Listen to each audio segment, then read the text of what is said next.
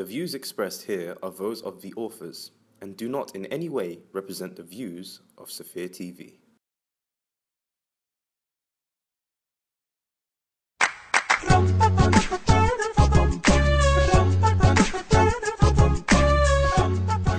Assalamu alaikum, hello and welcome to another episode of Ladies First. I'm joined here by my wonderful panelists, Saida Saba, Francesca and Tamara. Wonderful to have you here. So we're continuing on with our discussions of Muharram and issues surrounding Karbala. There's a prominent figure that we know, I think his name is Sahir alayhi salam, who divorced his wife merely for the reason of protecting his wife and his family from being persecuted, because obviously if they had been associated with him, there were consequences and repercussions. I frankly haven't heard of any kind of altruistic motives behind getting divorced. I don't know if any of you ladies have in the community for, you know, for the greater good of society. I've actually heard of situations where people have got divorced and it was very amicable and they literally came out handing cakes to everybody. Oh, really? Yeah, so how do we feel about that? I mean, there's so many instances that we hear that divorce is really not looked upon as a good thing by Allah, that it's, you know, there's consequences. It's a very situational thing, isn't it? I mean, that was in a state of war and obviously he was trying to save her life there, and I think based on that, it's almost understandable why he's done that. But these days, I mean, divorces are happening over the most pettiest things, as far as, you know, what I've seen, and stuff that can be dealt with, but people are just like, yeah, maybe it can be dealt with by yourselves, but at the individual, for the individual, it might be something that is quite overwhelming. For example, it could be. I'm not saying. I mean. It is hard, you're right. You can't, you know, every individual has their own needs and their own feelings and their own demands. But I feel like people aren't compromising as much as they used to. I mean, Islam does require a bit of sacrifice. Marriage is quite a... But should you be miserable, supposing you just can't stand the person? The kids have gone to college. You really realise that you had nothing in common with this person. You know, you want to go to majlises. He wants to watch EastEnders or something. And you find that you're complete strangers living in the same house. So should you sit there till, you know, your dying days and work it out? You have to wait and see. I mean, are those problems solvable or are they fundamental issues? But some people don't want to solve the problem. Well, exactly. I mean, there has been, you know, a case as well at the time of the Prophet, I think, where the lady simply did not like the guy. She simply did not like him, and the Prophet gave them, you know, permission to actually get divorced. So yes, you know, if you simply don't like the man or he doesn't like you, then yeah. But how easy is it for a woman to really get divorced? You know, we're talking about it as if like, you know, she has a choice, but does she? Most women, many women who are in troubled situations, who are in troubled marriages, they cannot get out of them. That is a bigger issue, I think. Definitely, yeah. I mean, I've seen some girls, you know, whose lives have been wasted away because their husbands aren't willing to divorce and the family's against them, and they're just sitting there in one, sort of, they've been in one sort of, you know, position all their life, exactly, and nothing's progressed as a result, and life has just been wasted. I mean, divorce is there for a reason. It can actually be a blessing sometimes. I mean, I know it's sort of frowned upon, but it is there, and it's there for a reason. And it's not to say, oh, it's to be used lightly. As you said, for some women to try and get out of a marriage, it's extremely difficult. But it is there for a reason, because you know, naturally, sometimes it doesn't work for whatever reason. You may be, you know, your personalities may not be very compatible if you've had an arranged marriage, or I don't know, your life found out. Do you think there's a lot of pressure on couples in this day and age, though? Do you think there's a lot of pressure on couples just in general in life? You know, you're working, husband's working, wife's working. You find that you're spending more time at work than you are at home. You barely see, and you're sort of, you know, interacting more with your work colleagues than you are with your own partner. Don't you think that can itself meet each other? That is also, there's quite a lot of pressure there too, because women are expected to be, you know, we want to have our own careers, and we want to have, you know, we want to be educated, go to universities and work and all that, and at the same time we reach a certain age when we think, okay, it's time now to get married before it's too late, you know, to have children. And then, you know, how do I find a husband? Oh, there's no time to go, you know, to actually interact with people and to socialize with people, and to you know, to find someone basically that's suitable for you. So you end up maybe going for whatever, like I said, arranged marriages or even online solutions. And then, you know, do you know the person well enough to actually marry them? But then you don't have time. This is what I've seen, like around, you know, some people that I know that are going through this. The reason why they are going through this is because their pathways are completely separated. You know, the husband's his life is completely separate from his wife. He's now gotten involved with his work colleagues. And she's got a separate pathway. And as a result, they've now become two totally, you know, strangers to each other. Is that a phenomenon we have these days? Because I can remember my grandmother saying she hardly saw my granddad because they were taught to tolerate things. Tolerance was That's it. And is it a good thing or is it a bad thing? Again, you mentioned it earlier. It's not, you know, sometimes can be good when it's like about petty stuff, like whatever, you know, he does not, whatever, he throws his socks on the floor when he get whatever it is, but you know, but most of the times it's really not about these things. Most of the time it's not about small things. Women generally, especially mothers, they think 3, 4, 5, you know, 10 times before divorce pops up in the mind. They don't want to get divorced because they want to keep, you know, they want to keep the family. You want to have your children. You want to have a father for your children. So yeah, but so it's not so they do tolerate a lot before it pops up. And also there can be a cultural kind of difference or just a communication issue where sometimes, speaking about women, is that they'll mention divorce or the possibility or the prospect of getting divorced because they're trying to prompt the husband into some kind of action or appreciating them more. A lot of the time they don't actually mean let's get divorced, but they're like, well, I have options. And then, you know, in some situations, okay, it does happen. And, you know, I was saying earlier that there are some couples, I don't know if you've seen on the internet, there's divorce parties and divorce cakes that you can buy. People are having massive parties. Come and my colleague invited me to one actually, and just out of principle, I just thought this is something that I'm sorry, I can't celebrate this. But you know, she had the groom tumbling down the cake like she had kicked him. They do it as some sort of closure as well. You know, here we are, we're separating in peace, we're separating as friends. I assume, right? Unless unless you celebrate, it's always unless it's the opposite. You know, hey, finally I got divorced from him. But I don't think it should be celebrated. I think that's just pushing it too far. But if you're really good friends, why would you get divorced? Isn't that a bit of a...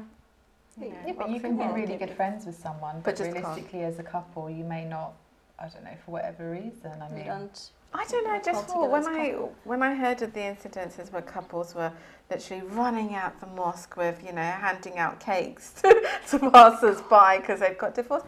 I felt like, what? Have you seen that? Oh God.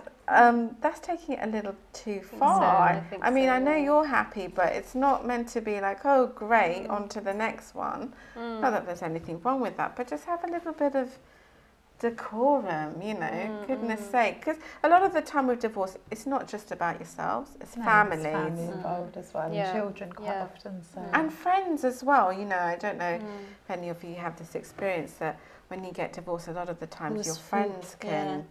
what side are you on? Are you know? So it's really quite blurry, and I think a lot of brothers, especially those who are trying to get married now, they're really fearful of women having that clause in their contract about can I put that in my contract, that clause to get divorced, because they feel that you're not being sincere in the marriage. But can anyone share or the personal experiences from friends or whoever that they know who've gone through divorce? How has it been for them? The aftermath, what has it been like? I mean, from what I've experienced, I mean, the poor girl was in absolute shock when her husband kind of broke the news to her. There wasn't like a build-up. That they were getting a divorce? Yeah, she didn't feel that there was a problem, and he was extremely quiet about it. He wouldn't communicate it to her, but he was almost a bit scared as well, because of the you know, the backlash that he was going to get. So, but eventually he just came out with it and he said, I can't live with you. I don't love you anymore. Has a family, as well. Exactly. Has a family, 3 children. It came to all of us as a shock. Felt it. Well, she was. She was beginning to feel it, but by then it was apparently too late. But is that what actually was the case, or was there something else? Just was he looking for something else, like, I need you to communicate more? Well, again, with me, or it was because they both had separate pathways, and I think he, you know, I don't want to go into too much detail about it because it might become a bit obvious. But you know, he had separate pathways. She couldn't relate to him. He couldn't relate to her. And then he wasn't getting that level of engagement that he wanted from her. Yeah. Did they have a common path before this happened? They did. Okay, they got married very young, and they totally lost it. But then, poor woman. Had to revive it, but the thing is, the poor woman was trying very, very hard. What's really sad, this is what I was saying. I mean, you know, surely, somewhere there should have been where he could have done a U-turn and said, right, okay, she is trying her level best now. She's clinging on to every bit of this marriage. Maybe I should give her that one more chance. But maybe, you know, it's at the same token, do we expect him to be miserable? I mean, but he loved her once upon a time. But that's to give to not just to say, right, that's it, I'm done, and for him to make his mind up and not inform her, and then I mean, I think there has to be I don't know, if you love someone once, then surely you're able to. You love them for a reason. There was something that you loved about them, no? So you would be able to find it again somewhere. Yeah, but sometimes it takes more effort to salvage.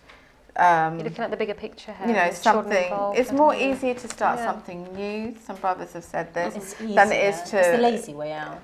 Yes, but then to fix something that's broken. You know, because thinking if it's such an issue and it's brought us to this stage, then what's the point? But then don't you weigh it up and think it's worth it? I've got 3 children out of this marriage. I've got a beautiful home. Kids. You know, exactly. I mean, there's so many things you want to look at and you think, well, it's worth me giving it a go. I think it depends on the intention of both parties. I mean, there's no point if one of you is willing to give it a go and the other one's saying, not. No thanks. But I think maybe from his side, he did do his best. I think it's a cultural thing as well, because I remember in courts they were saying, we've never really seen couples that are upset who are going through a divorce. This is like our first time. Normally people are high-fiving the lawyers and, you know, skipping out the courtrooms, and it's like, well, no, divorce is a big life-changing thing. And I think for a lot of women, we see it as, you know, a last resort, and this idea that brothers have, that it's so easy, we just want to run off with the money and the kids and start a new life. It's really quite difficult to, I don't know. And in terms of reputation, for a woman to say she's divorced, it's a lot worse than a guy saying that he's divorced. And for her to remarry again as well. Especially if you have children involved. It's really difficult because the man, the ex-husband, is still going to be in your life, and he's still going to have some say with what goes on with his children, unless the children are with him. But still, it's really tricky for women, and I think a lot of the time men really benefit from divorce because it's easier for them to go and start a new life, and emotionally as well. A lot of the time they rebound financially quicker. I think they rebound. Whereas men do. They could quite easily move on. Whereas women have a lot of burden with them, like emotional and the children, and there's so many things that they have to think about. Well, you have to readjust your whole life, don't you? Once you come out of that role of being a wife, okay, now you're you're still a mother, but then at the same time you're having to rebuild your life, because your life before that may have been you and him, or you as that wife, or that family. You might become really attached to that side of the family, and the roles as well, and you know, who does what and who pays what. And it can be very lonely, even in an Islamic environment, and people know, say you've been married for 7 years or 10 years, and you're no longer with that person, and you're still going to around the same community, circle. It's quite isolating, and it is quite lonely. Because it is really, really important as well that the society has a responsibility, especially with divorcees or widowed women, that they must get them married off pretty much immediately. They shouldn't stay single. Seriously, they shouldn't stay single for too long. Did you say that's a responsibility? It should be. It should be in theory. So code red. After 40 days, quickly get married. Well, in theory, like I said, there is that conveyor belt to the one-eyed brother. Not like that. Not like that. But not quite like that. But yeah, just sort of a sense of responsibility there for the community. Well, I haven't seen this because we did have a scholar one who said, look, we're having problems with, single women who have never been married after a certain age. We can't handle the divorce and the widowers. I'm sorry, you just have to wait. At the back of the bus, basically, which wasn't helpful at all. But what can we do? I think, as sisters, we should network. We should have a network for sisters. Like, I don't know, how would we even do that? But it's all right for the sisters to have a network, but we need to make sure we know where the brothers are. That's what I'm saying. The brothers are It's all the sisters hanging together, but if there's no brothers, that's what I'm saying. How would we even do that? But I think it's like when we were saying, when we did have a scholar on the show, and he was talking about having dinners and things like that, and not so much speed dating with a bell, and next number 2. What is your interest and what is your name? But I definitely think in terms of community and stuff like that, I don't know, I think we have a tendency to stay within our own communities anyway. I mean, I'm all for, why aren't we networking further afield? It's a bit scary. You don't want the whole community to look at you and say, that's a divorced one. What's wrong Hide with your husband? I tell you what happened. There's been situations. Hide your children, hide your dads, hide your brothers. Hide your husband. Why? What's wrong with being divorced? This has happened. That your brother calls you, some brother's brother, and it's like, Assalamu alaikum, Brother John, how are you?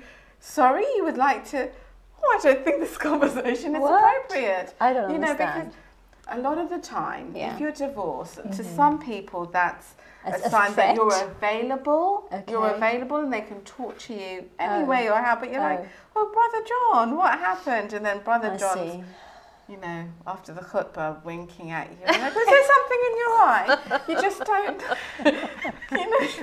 you've got to be careful. And then your friends don't call you as much, your married ones, because they're worried that Brother John is going to invite you for dinner and something. Like sitting on the sofa opposite you. Exactly. Let's be sisters in a different way. So no, but I don't think there's anything. No, I mean, come on, we're human beings. I don't know why we get so silly about this. It is winking at you from behind. There's something in your eye. Behind the curtain, like a Bollywood film. I mean, I don't know why we're getting. You have to do a disclaimer, like, I do not want your husband, your brother, your cousin. I just want someone to help me with the tyre that I can fix myself or something like that. But it does have, there's little, mind traps that you have to watch when you're divorced. That kind of happens though. Exactly, it happens. It's something that you do have to end up facing, unfortunately. But it depends on yourself, isn't it? Really. I know it's awful, but unfortunately it happens. And then there was another scholar which I really liked. His comment was that, sisters, if there's somebody that you like, approach them. And I don't see why not. Yes, but come on, Tamara, how likely is that? Excuse me, what's wrong with you? Exactly, what's wrong with proposals? What's wrong with somebody who pays? Proposals, if there's someone that is nice and kind and why you think not? he's got good... Yeah, that's what I'm saying. Absolutely. No, so why not? So you're winking behind the khutbah at Brother John. I'm joining I'm her. not going to be winking. I'm going to go straight forward to the guy and say, hey, you're going to sit you down. seem like a very nice person and I'd like to know more about you. Maybe we can... I'm sorry, whatever. I think it's Yeah. It could be like a pack of wolves. You could go out hunting them. I don't know if people accept Desperate measures now. It's just like desperate measures here. Come on, modesty, ladies. The issue of modesty. But we did have, Lady Khadija, who approached the... Exactly. This is like the prime example. Modesty. It's still modest, where you want to get married. Exactly. Nothing wrong with that. It's not about so that. you're going to go in there, you're like Alan Sugar, sit down across the board and say, Brother Abdul. Brother Abdul, what are you bringing to the table, Brother Abdul? while his mother's choking in the corner, looking at you being so forward. I mean, how realistic is that, really? Come on, ladies. No, I know one lady that did that. And how is she today? She's probably happily married She's now. married. She's still married. She married to the guy. There's absolutely nothing wrong with that, honestly. And he was like, I don't think so. And she's like, no, I think we make a really good couple. Fantastic. And they got married. And they're married. Masha, they've got 2 children now. Fantastic. Is that That's something wonderful. for me? No, that's not quite my method. I'm thinking more of a net. You could just talk.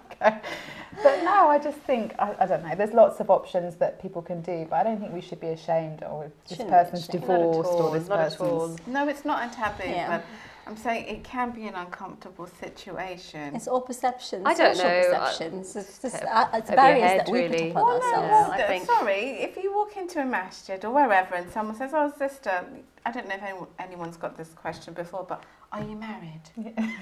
Are you married? Not your name. Are you married? Could you pass me the turban, please? And then could you ask me, am I married? And it's like, no, I'm not. It's like, oh, condolences. So sorry. No, that's not normally what happens. I've had that so many times. It's normally some auntie, and then she's like, I'll be back, and then she disappears, and then she comes back, and they're just going to have your phone number, and you say, no. Really?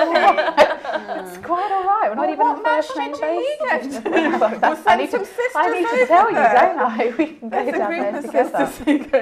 Give out the chai and give out a telephone number. That's what it's like. So. But even having an opinion, there's this, with some people, some taboo. They're like, "Are you married? You're so opinionated," and it's like, "Yes, I am, and I can talk," or "No, I'm not, and I can talk." Whatever you want to do. But I do think there is a taboo in our community. Of course, there is about being divorced. About being divorced. It's about just changed to the new generation, though. I think the new generation doesn't think that way now anymore. I don't think it's as bad. The elder generation probably do. What about dating? What about getting to know people? Like, as Muslims, we don't date tomorrow. We don't, exactly. We court. Exactly. Exactly. It's looked at as something bad and something, it all depends on how you do it. If you do it correctly, and I don't see why it's wrong. Yeah.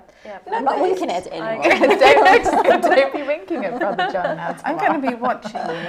No, but there are sections of our community that the mother's divorced, she has grown children, and no one will marry her from a certain community, Pakistani community actually, that her daughters are now finding it difficult to get married because her mother's divorced, and nobody knows the story about what happened to the mother. Yeah, it is quite bad in the Pakistani community. You don't want to be married to any of those people anyway. No, you shouldn't mingle with them. No, the Pakistani community are very scared of the word divorce. Extremely scared of the word divorce. Is it shameful? What would happen? Shameful, and it's just fear. It's just fear, not having faith in what's going to happen in the future. It's just fear. She wasn't a good wife. Yeah. She didn't, She did not make her husband She didn't sacrifice herself for husband. Enough. What about in situations where also I've had sisters who their husbands are not really there. They're married just on paper, but they spend 8 months, a year in Abu Dhabi, wherever, and they just come when they want to visit their in-laws or something, but they're not really married. In my opinion, they're literally separated and divorced. They're just I don't know how women do that, in all honesty. I Usually don't it's like the husband has another wife in that other country, isn't it? He stays like for long periods of time. Well, what you find is that some women, I mean, because the husbands are well off, husbands are providing everything, the women will quietly just get on with their lives, knowing what their husbands are doing on the side, because they've got everything they need, so why should I leave him? No, they are, definitely. All they care about is say, I've got, my branded bag and shoes and whatever it is, so I'm happy, I don't care about someone that will love me or someone, what he's doing. I've got a husband and children and I've got my car, that's all I care about. I mean, some people are like that. It's what it's everyone's priorities. It is. Aren't they? So are we encouraging sisters to have this divorce clause? Nobody told me I could have a divorce clause in my thing. You don't go around saying, what can I have and what can't you have? People don't. But you don't go into a marriage thinking you're going to, divorce this person. Really, no, I mean, fair enough, it's there. It's always there as an option. You do have to think ahead. You don't necessarily discuss it with the, But you must. You must think about it. You must think, what if things go wrong? You have to be realistic. Yeah, you have to plan ahead. What if something goes wrong? And I must have, you should think about it. Have it as an option for yourself, you know, escape, whatever. Exit. And I think that the older generation should take care of us more, and especially the divorced ones, and the widows, and the single ones, and the ones that are just looking, and the teenagers. All women. All women. To make it sound like women are innocent and they're all like, you know. Yes, we are. Of course, many women are very demanding, and then they want, you know, certain things in a man, and I don't know what. They're not just happy with a good guy. They want to have a good guy who's also has got whatever, couple of houses and a great job. You're telling and good looking, has a deep one-legged. I'm not saying to go for the one-legged, but I'm saying, you know, be reasonable. Not that there's anything wrong with one-legged people, no, not at all. Oh, yeah. I'm just saying, what exactly? What did you put in your mouth? I didn't even say that. I'm Sorry. just saying that we should have choices. Words into her mouth. No, just because we're divorced, this happens a lot as well. That, you know, people will bring you people that you wouldn't consider at the best of times, and be like, you know, this is your last chance. Here he is. But that's what I'm saying now. I think people need to. I think when you know yourself and you're confident in what Allah will send for you, then these things are not a worry for you. Oh, this is your last chance. Quick, grab hold of him before he leaves. Nail him to the floor. Don't let this one go. And we're not, by the way, we're not incomplete. We shouldn't think about ourselves as incomplete if we do not ever get married. If it doesn't happen, it doesn't happen. Yeah. Okay, you know, feel fulfilled, feel yourself, you know, love yourself, and feel complete by yourself. Whether, you know, find some. Of course, it's nice to have a companion, someone that you grow old with, and all that. He compliments you. Exactly. Or you find somebody doing istihara and see what comes out of it, and that's But it. Take it from istihara there. doesn't always work for everybody. Tombola. It really doesn't. So, for some people it works, for some people it doesn't. You just keep doing it until you get the answer you want. Astaghfirullah. On that note, ladies, it's been absolutely fun having you. Inshallah, we hope you will join us again. Do take care of yourselves and keep us in your dua. Assalamu alaikum wa rahmatullahi wa barakatuh.